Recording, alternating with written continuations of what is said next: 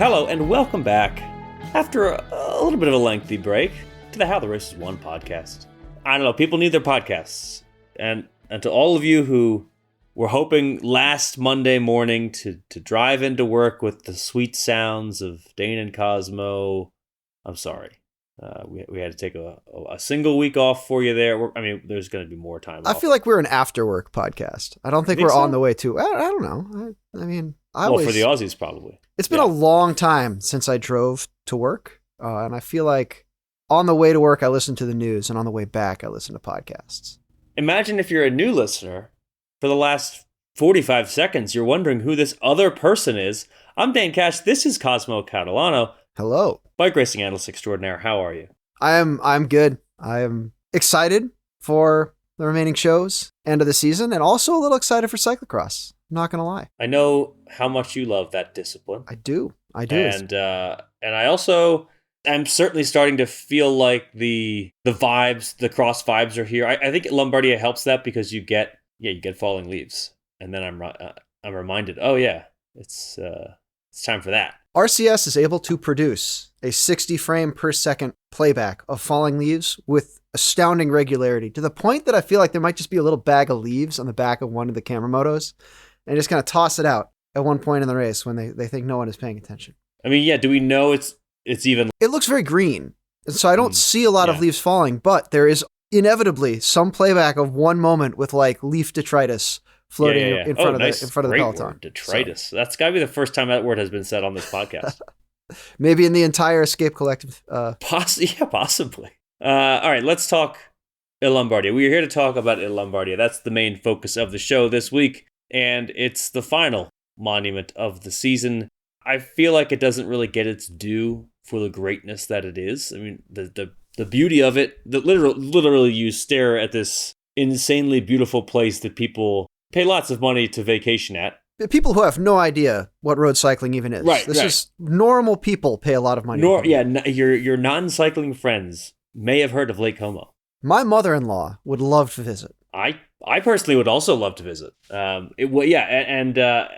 been to this part of the world, not on a bike, just being a tourist, and it is stunning. And the fact that they do it when the leaves are falling, Lombardia, it's beautiful. The racing is usually quite good, because you get some big hills. It's never boring. This is not a race that's going to end in a bunch sprint. It doesn't happen. And we often see big-time Grand Tour winners contesting this one. And yet, I think because it comes so late in the season, I just don't know that people appreciate it as much as it deserves. I'm gonna hopefully give it all the hype it deserves in the next 25 minutes here. Yeah, we'll see. Cosmo, what's the headline from the 2024 Il Lombardia? Tadej Pogačar did not crash or otherwise suffer misfortune. And I think the implication here is that therefore he won. Yeah, right? Yes, exactly. Of all the things he has won this season, relatively few of which have been surprising, this one might have been the least surprising, because he's won it a bunch of times. And we kind of knew, even if he hadn't won the Tour, even if he hadn't had this historic season, even if he hadn't won the World Championships, we would still be saying it's highly likely Tadej Pogačar would win this race. I completely agree. I mean, the stats back that up. He's won the race now 4 years in a row. He's won Liège twice. He's won Strada twice. He's won 3 Tours. But of those big events, the really big events in this sport, he has won none of them as many times as he has won Il Lombardia. That said, I was still, I don't know how I continued to be surprised, but I was still surprised at how short his odds were coming into the race. It's a one-day race. You're not supposed to have odds that short. Anything can happen in a one-day race. It's true. Remco himself went off a bridge in this race not too long ago. All right, so let's get into how the race was won. And first of all, we'll point out that even before the race started, there were some changes to the route, to the finale. To the start list. I don't know how much of a huge impact they were going to make. I think Pogačar is going to win by minutes anyway. So it's worth pointing out. I think my biggest weird change at the beginning of the race was the start list with no Tom Pidcock from management decisions at Ineos, which honestly makes it sound worse because they decided to not race him at a race that he actually stacks up pretty well for, and he's got some decent form. I might kind of blame that one on like a email error or something. Draft got sent accidentally versus no, we did that on purpose. But regardless, we had our 240K monument, not as long, but it's very, very hilly. Typical for this season, I think we've seen. It took a long time for a break to get established. Eventually, kind of UAE threw out a roadblock with 20-ish guys up the road, around 200 kilometers to go, and it sort of established a break. A few more people snuck across. Big break came together, probably 170K to go. And it was a lot of people, a lot of really strong riders. Yeah, good riders. Yeah, like Mate Mohoric, Antonio Tiberi, Anna Rubio, Eddie Dunbar was in it. Wilco Kelderman, I think Visma Lisa Bike had a couple riders, but a very, very strong group. And really only chased by UAE for most of the day. Yeah, I felt like that was solid work from the rest of the peloton. From the moment this race started, do what needed to be done to put pressure on Pogacar. You got a good break, and the other teams said, you know what, go ahead, UAE. And oftentimes, I feel like we see one or two teams just making the dumb decision to help out when they just shouldn't, Come on. You gotta try. It really seemed like UAE was tasked with this, but they were up to the task. They were more than up to the task. And I mean, it wasn't like they had the, iron grip of death on it. The gap, I think, is 90-ish K to go, is still like 4.5 minutes. And then you could almost kind of like a switch flipped, and they went to business mode and tore that gap down, through the next 50K, a little less than 50K, because at 48K, we saw what we've been seeing all year, which is UAE grinding down to the last guy, and then Pogacar attacking. And this time, not only did no one go with him, it was like everyone expected this to happen. Nobody responded. It's sort of like, you're in New York, right? And you're a New Yorker and you're used to seeing all the New York things. So that you're walking past these beautiful skyscrapers, this incredibly rich and diverse historic city, like it's not even there. That is sort of how the peloton responded to Tadej Pogacar, his winning move. Yeah, I was a little bit surprised. I don't know why. How can I still be surprised? But at the speed with which he got a big old gap on the Sormano climb, he accelerated, and no one else accelerated. That's how you get a big old gap. Well, that's how you get a big old. That's maybe how you get 30 seconds. But then we did see a chase start. It just didn't do anything, and that to me signals that he really wasn't another level physically, and it's where I start to think. I haven't thought this about every race that we've seen Pogacar win this year. Certainly at Worlds, we talked about this 2 weeks ago. We felt like there were moments at Worlds where it wasn't crystal clear that he was going to hold on. And at Lombardia, you didn't. Okay, so let's continue. I mean, that chase did form. Remco Evenepoel was there. Remco Evenepoel busted out of the field with Enric Mas and Leonard van Eetvelt, and they rode together relatively well. I'd say on a scale of calm to apoplectic, Remco was around a 6 or a 7, so not too much gesticulating. But is apoplectic a 10 on your scale here? 10 is crashed at the end of the Vuelta stage and is screaming at anybody within earshot. But so you some waving, but also some working, and I think some actual communication where they agreed they would do a little bit more work. And then Remco kind of pulled a Froome over the top of one of the climbs where the group had ascended together, and he just didn't slow down as much as the other riders did. Still grabbed bottles, still grabbed, I think even a bag of musette, but just went right over the top and kept pedaling, and Moss let a gap open, and Van Eetvelt didn't come around. And it wasn't even like they sat up. It was just Remco kept going, and he's very aero. He has aero skin, remember? Yeah, that's what they say. Yeah, he got a gap on that descent, never looked back. Still lost time. Substantial time to Pogacar all the way to the finish. Like you were comparing to Worlds. Worlds is like the day Pogacar goes to the boutique burger place that has the crazy 24-ounce hamburger that costs $90 unless you eat all of it and then it's free.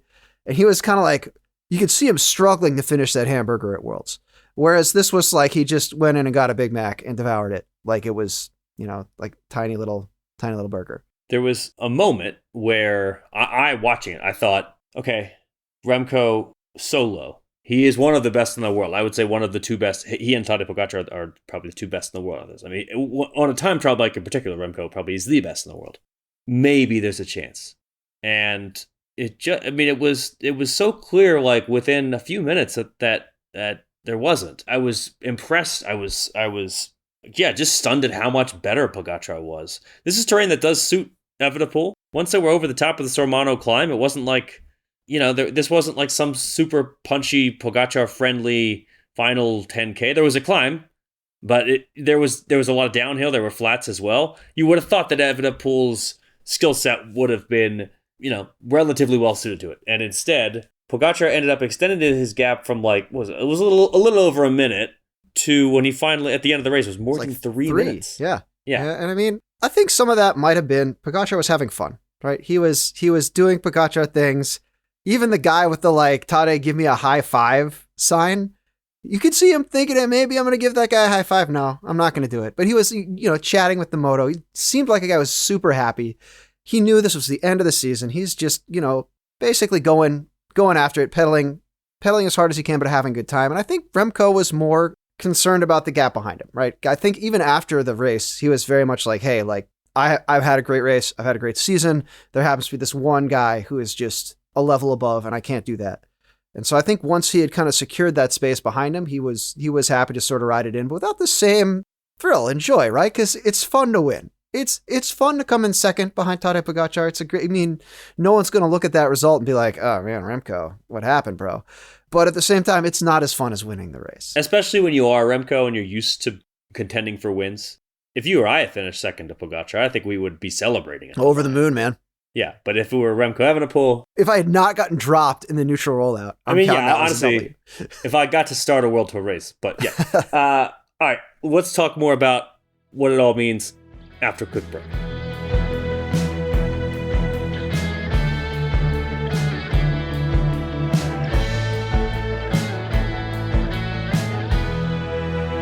All right, Tadej Pogačar wins Il Lombardia. That's his 4th win at this race. It's his 7th monument victory to go with the 2 Liège wins and the Flanders win. Maybe he'll get that San Remo win next year, as we keep alluding to or talking about every other week on this show. And he's got to do Roubaix someday, right? Yeah, 7th monument win. Of course, he already won the Tour, the Giro, and the World Championships this year. For me, one interesting aspect of all of this, the first thing that comes to mind at this part of the season is how often we see the rainbow jersey. Lately, we've seen a rainbow jersey winner not go out and show it off at the last monument of the year. Sometimes we get it, sometimes we don't. And I was happy that Pogačar was all along going to do Worlds and then the Italian. Yeah, he did. He did a bunch of races. It was great. In those races, he showed that he needed 0 time to get to winning form in the rainbow bands. Sometimes there's a bit of a wait. Sometimes riders go a long time without getting their first win in the rainbow bands. Pogačar won 6 days after he won the world title. He won the Giro dell'Emilia, and then he got the big one at Lombardia. No concern. He won't go into February or whenever he starts his season wondering when am I going to get that first win in the rainbow bands. Not that was ever in doubt, but yeah, he's your winner. Remco finishing second by that distant of a margin he's better than the rest of the field, but I actually really did expect it to be a bit of a closer race. On the other hand, for Remco, Lombardia is the race where he crashed and injured himself horribly several years ago. And to be back onto the podium and a year when the race kind of took the similar route to when he did it and crashed. There's bad crashes in cycling. He fell something like 30 feet and was definitely injured. You saw him on the ground and you're kind of like, is this guy alive? Is he paralyzed? So it's even for a guy like Remco, who I think for all his histrionics has actually got a pretty good head on his shoulders for racing, for kind of staying focused. I think it's still got to, rattle in there a little bit. 3rd place, I think we were talking about how we would feel if we finished second. I feel like Giulio Ciccone's got to be happy with 3rd. I mean, this is an Italian rider, Italian monument, has had a relatively quiet season. He's just been kind of a tough year for him in the results department because he's gone through some stuff. And to finish the year with I guess I don't know if he's going to finish the year. Maybe he'll go somewhere else. But to get the podium at the monument, the home monument in Italy, I guess there's 2 of those, but at a home monument in Italy, nice job, Giulio Ciccone, and good way to kind of close things out. Good way to bounce back from a frustrating Vuelta. Yeah, and I think he's not really a rider that I generally think of as a classics type. He has been fifth at Lombardia in the past, but he's not someone who generally does a lot with the Ardennes. And so, yeah, surprising result from Ciccone, who with his 4 minutes and 31 seconds back on Pogacar, nevertheless gets to stay on the podium. I also want to point out some of the other highlights in the top 10. Pavel Sivakov, great job to finish in the top 10. He was sixth, doing a little bit of work for Pogacar in the late in the I don't even know what you would call it. Late in the pre-Pogacar attack phase. Every race has a pre and post Pogacar attack phase. But for him to still be up there with the rest of the contenders and hold on to finish in the top 10 was pretty great. Also, Sandro Muris finishing 10th after being in the break and animating the break is really it's impressive. It's something that I think 10th place you're starting to get to who cares? But yeah, I think Sandro 10th is pretty good. Being able to do that, really, really great. And Alpecin, not a team that you would have expected to do too much in this race. Obviously they're big heavy hitters for the one days are a little bit more oriented towards the flatter one days. But yeah, nice job, Sandro. Anyone stand out to you as a Nielsen Palace had a good race. He led that group in. Again, almost 5 minutes back, but he had a really good result earlier at he won Grand Piemonte 2 days ago. So, yeah. I think it was, I don't want to say restraint. I don't know that he was in a great position to respond when Pogacar went, but he rode a cagey race to win his group, which is, I think, always counts for something. Do you think any of those riders could have done anything differently with Pogacar attack? My thought is no. I feel like sometimes I do think yes, and this time I don't think anybody could have done anything. Yeah, no, there's not you saw the break. The break was almost too big. It's sort of one of those, you have so many strong guys that a lot of people are kind of taking tickets, and there's less cohesive work. But you saw how UAE rode, you saw how Pogacar rode. It is so hard to draw up, the hook and ladder, Hail Mary, whatever kind of play you need to import over from American football to create a race situation where Pogacar doesn't win, right? It's just such a long, hard, hilly race. Particularly with the form that he showed on Saturday. I think to go back to Worlds as an example, there were moments where it was close enough that you would, and there were moments where the chase was not collaborating well enough that you could conceivably have drawn up a situation where the chase works better. Maybe he gets caught. There is a what ifs there. Alternatively, you look at some other instances where he took a solo win, and although he won handily and convincingly, the gap was not such that maybe had someone else tried to anticipate his move and go earlier, that maybe he wouldn't have been caught out. That could have happened in some of the other races this year. Maybe, probably not, but just trying to come up with alternative. With Saturday, the gap is so big that my thought is if anybody goes earlier than he does, even if UAE can't chase that rider down, Pogacar can by himself, because he ended up winning by 3 minutes. So let's say Evenepoel tries to steal a march and goes from 60K out and gets a big gap, and eventually Pogacar is just going to chase him down and go past him because he was that much better on Saturday. And I think there have been times this year where he's looked unbeatable, but if you really break it down, you can maybe pinpoint, okay, well, at this moment, somebody could have done something different. I just don't think that's the case for Saturday. This was the most dominant win, I think, that he's had this year in a race where he is just crushing. So 4 in a row. He's one away from the all-time record, tying the all-time record of Fausto Coppi, who, by the way, also won 4 in a row and then had like a 5-year gap, I think, in between those and his final win. Wasn't there like a world war? No, this was after the World War. Okay. There was a World War, but this was after. I just remember Coppi had it was one of the riders who has a bizarre this was so he won it in 46, 47, 48, 49. Okay, so it was all post-war. Yep. And then it was a 5-year gap, and then he was just doing things like winning the Tour de France and the Giro d'Italia a few times before he came back and won it again in 54.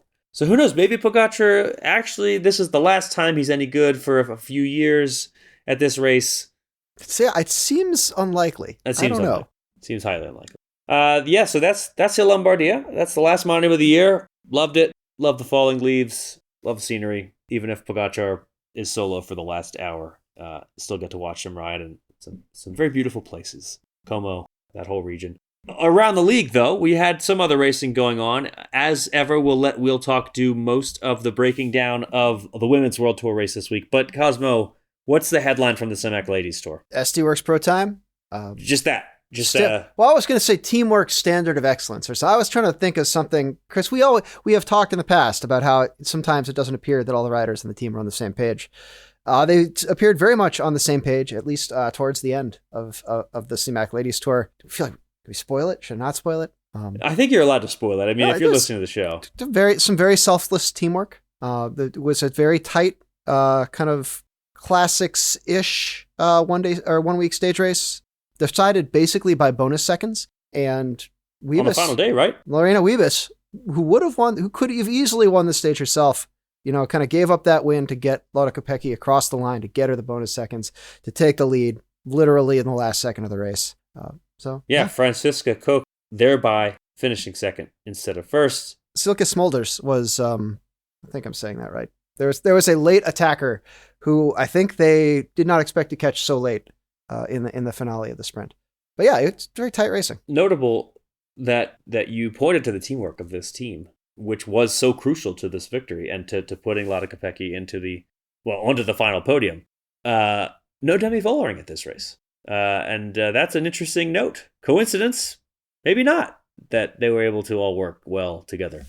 That's something that we have not always seen when Vollering and Kopecky have been there on the same squad. Wiebes did get a stage win, or two, or three. So she comes away happy as well. I think she also won the points class. Yeah, she did win the points. She won the points classification, I think, pretty easily. Yeah. So SD Works ended up being quite dominant in this race, working well together. Everybody got their, well, not everybody, but lots of riders got what they came for. Femke Marcus also in the top 10. And sorry to Franziska Koch, who came so close to that big win. That would have been the biggest win of her career. Still, great performance from her, from 24-year-old, but not quite the win. So that's the Simac Ladies Tour.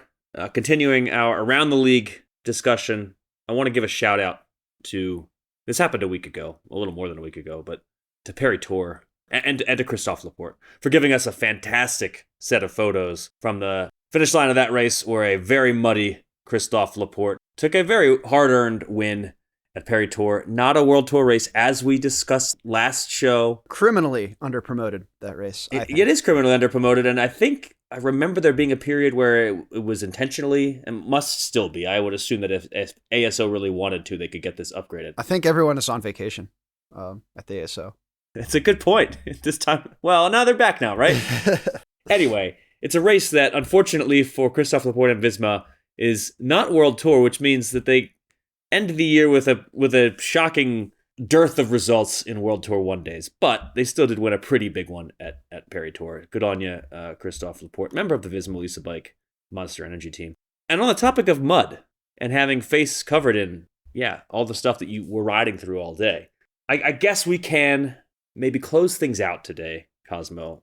I'm gonna kind of give the floor to you so that you can tell people what to expect this cyclocross season. I mean, are people going to know what cyclocross is? First of all, if you're serious enough about bike racing, surely you will. Second of all, even if you didn't know like 4 or 5 years ago, thanks to Van der Poel and Van Aert, crossover superstars, really hammering that home. You've picked the two most obvious examples, but a substantial cross-section of the riders who are good have raced cyclocross. I feel like if you tuned in 7 or 8 years ago, though, you were at like a bit of a nadir with that, because there was Marianne Vos, superstar, and then there was like Stibar and Bohm, but then a little bit, and now Van der Poel and Van Aert. Anyway, all right, what are we expecting? What are you, Cosmo Catalano? I mean, not me. What are you expecting, Cosmo Catalano, this cross season? I am expecting pretty much what we saw last year, which is you have a cadre of people who race all the cyclocross races, who are basically professional cyclocrossers. If you tune into something like Tour of Belgium, you will see them on the road, and they are also pretty good at the road for what it's worth.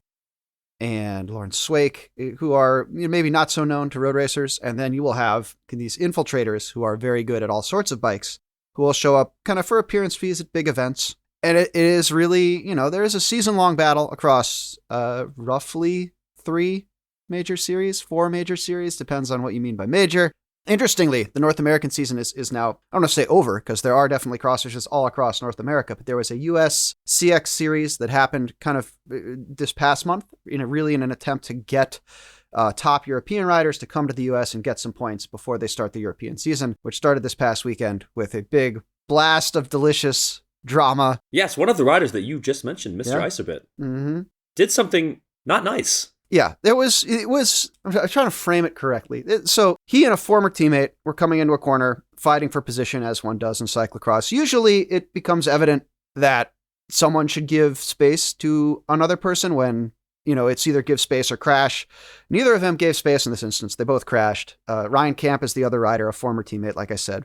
He called, apparently in Dutch, he called Eli Iserbit a dwarf, which is not nice. He is a man of shorter stature. And as Iserbit got up from their crash, he picked up his bike and then very, very deliberately stomped on Ryan Kamp's bike, like right above the derailleur. It was lying on its drivetrain, so he couldn't directly stomp on the derailleur. He had to stomp on the wheel on right above the derailleur. It was a bad look, but it definitely set the tone for the sort of contentious, aggressive racing we tend to see in these cross races. Maybe not, as malicious, but that is every corner is a battle. Every entrance point to a narrow off camber, every corner that sets you up to bunny hop the barriers. Like it's the battle is constant. There is not a whole lot of sitting in the pack waiting for things to happen. And if you are someone like Iserbit, I mean, every race without the guys like Van der Poel maybe becomes a little bit more of a big deal.